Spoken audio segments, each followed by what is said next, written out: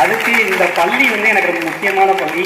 இதே பள்ளியில் இன்னைக்கு மேடை கூட கொஞ்சம் வசதியாக இருக்குது. அன்னைக்கு மேடையும் கம்மியாக இருந்த காலத்தில் இதே பள்ளியில் இங்கே நின்று எத்தனையோ முறை பேசி, அதாவது தாமரை போல் வீட்டில் இருக்கும் தலைமை ஆசிரியர் அவர்களுக்கும் ஆவாரம் போல் வீட்டில் இருக்கும் ஆசிரியர் பெருமக்களுக்கும் அப்படின்னு சொல்லி பேசின ஆளு இன்னைக்கு போய் அதே துணை முதல்வர், பெரிய பெரிய அமைச்சர் அந்த இருக்கிற மேடையில் என்னாலையும் பகிர்ந்துக்கிட்டு ஒரு பேச்சை பேச முடியுது அப்படின்னா அதுக்கு ஒரு அரசு பள்ளி மாணவன் சொல்றதுல நான் ரொம்ப கர்வமாகவும் பெருமையாகவும் நினைச்சுக்கிறேன்.